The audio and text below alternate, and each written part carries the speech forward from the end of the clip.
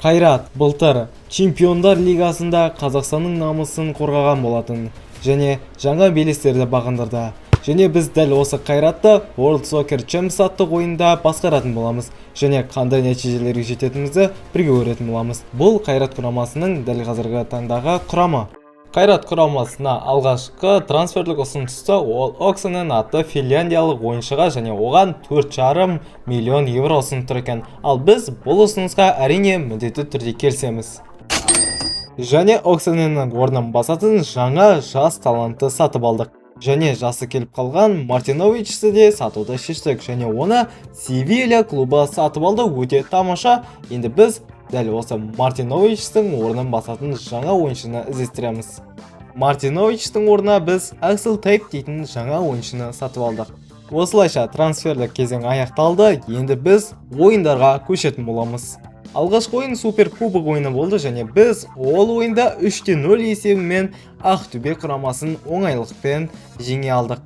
Ақтөбеге қарсы ойыннан кейін бірден Чемпиондар лигасының іріктеу ойындары басылып кетті және біз алғашқы қарсыластарымызды оңайлықпен жеңе отыра келесі кезеңге өте алдық. Чемпиондар лигасының екінші іріктеу кезеңінде Қайратқа қиындық тудырмады. Өз қарсыласын 2 ойын қорытындысы бойынша 4-1 есебімен қапы қалдыра алды. Премьер-лига басталды, бірақ күтпеген нәтиже тіркелді.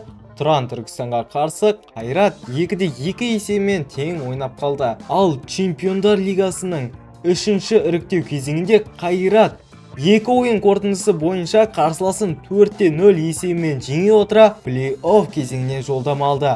Демек, келесі қарсыласын жеңсе, тағы да Қайрат Чемпиондар лигасына жолдама алады.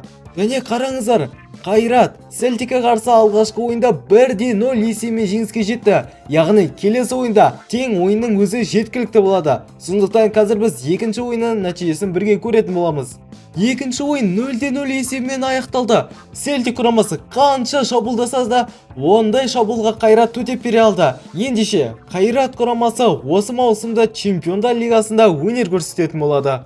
Бұл Қайрат құрамасының Чемпиондар лигасындағы қарсыластары көріп тұрғандарыңыздай өте азулы қарсыластар. Осы қарсыластарға қарсы Қайрат қанша ұпай жинай алады деп ойлайсыздар, соны пікірге жазып кетіңіздер. Ал біз ойындарды әрі қарай жалғастыра береміз. Қайрат құрамасы Премьер-лигада соңғы 5 ойында 4 рет жеңіске жетіп, 1 рет тең ойнап, әзірге 2-ші орында тұр. Меніңше Қайрат бұл маусымда чемпионы атануға қауқары жетеді. Чемпиондар лигасының алғашқы ойында Тоттенхэм клубына қарсы болды және ол ойында 2-0 есебімен есе жібердік. Өкінішке орай Тоттенхэмге қарсы ойыннан кейін Ұлытауға да қарсы есе жіберіп алды. Әрине бұл өте өкінішті. Дегенмен келесі ойында Боруссия Дортмунд клубына қарсы тең ойнасып берді. Мынандай клубқа қарсы 0-0 есебі меніңше өте керемет. Астанаға қарсы ойында Қайрат минималды есеппен жеңіске жетті және бұл жеңіс өте ауадай қажет еді. Себебі бұл Астана Қайраттың ең басты қарсыластарының бірі және чемпиондыққа үлкен бір қадам болды. Жазғы трансфер кезінде Эдмилсонға керемет ұсыныс түсті және біз бұл ұсыныстан әрине бас тарта алмаймыз. Біз Эдмилсонды сатамыз және оның орнына жаңа потенциалы жоғары өте жақсы бір ойыншыны аламыз. Эдмилсонның орнына Квинтин атты керемет ойыншыны қатарымызға қостық. Ал бұл Чемпиондар лигасындағы алғашқы жеңісіміз. Біз Қарабаққа қарсы ойында минималды есеппен жеңіске жете отыра, осылайша Чемпиондар лигасындағы 3 ұпайымызға ие болдық. Бірақ та келесі қарсыластарымыз тағы да бір англиялық клуб Челси атанып, оларға да қарсы 2-0 есебімен есе жіберіп алдық. Лиганың аяқталуына бар жоғы 10 тур қалды, ал Қайрат болса турнирлік кестеде көш бастап тұр. Бұл дегеніміз Қайрат тағы да чемпион болуға әбден дәмелі. Чемпиондар лигасында Қайрат 33-ші орынға тұрақтады. Алғашқы маусым үшін жаман нәтиже емес. Лига аяқталмастан бұрын Қайрат чемпион атанды. 24 ойында 61 ұпайды еншілей алды. Міне жалпы Қайрат алғашқы маусымында өте керемет нәтижелерге қол жеткізе алды.